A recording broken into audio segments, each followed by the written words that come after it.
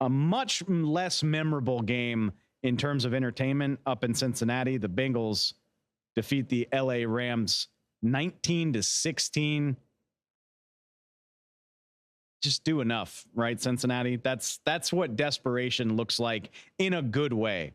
We talk so much about how bad it is to start 0-3, how hard it is to recover from. Does not matter what it looks like as long as you don't do it, and the Bengals get the much-needed win.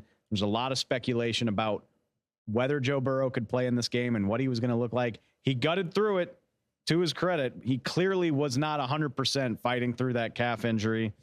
Although Bengals head coach Zach Taylor, what are we doing? You might not know that Joe Burrow was troubled by his calf injury based on his 49 attempts on the night, 31 in the first half. Even if the running game's not clicking all that well, I don't know about that, but Joe Burrow guts through it. An incredibly forgettable performance by Joe Burrow standards. Throws for just over 5 yards per attempt, 259 yards, has an interception. Bengals only got into the end zone one time in this game, and it was Joe Mixon. But nobody's going to care because you avoid the dreaded 0-3.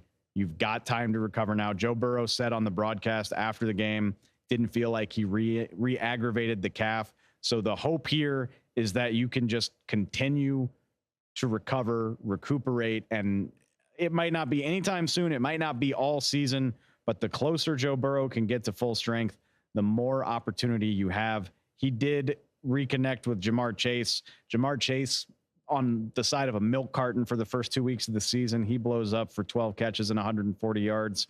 That was basically the Bengals offense, is pepper Jamar Chase with targets and let Joe Mixon do the rest where he can. Joe Mixon with a 14-yard touchdown run. Nothing anybody's going to remember. Good enough to get the job done. Defensively, Cincinnati showed us exactly how bad things can get for the LA Rams when they're compromised on the offensive line. LA, not a shootout, not a pretty game offensively for anybody, but it looked like Matthew Stafford and the Rams were going to continue to play the spoiler.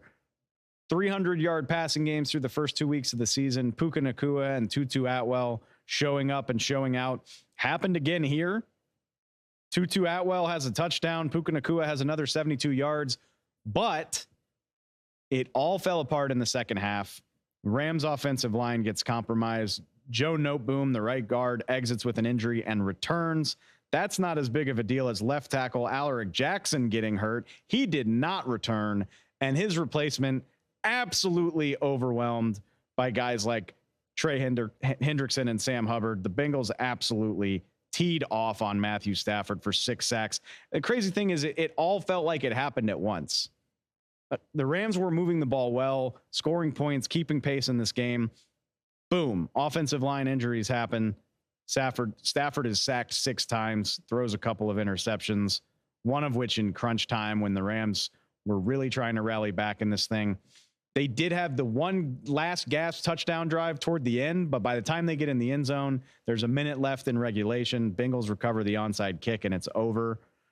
In the meat of the second half, when it was still in doubt, thanks to these offensive line injuries, the Rams have a possession that moves -2 yards, -16 yards, 5 yards. And by that point, the Bengals are up 19-9, and we're basically just waiting to see what the final score is.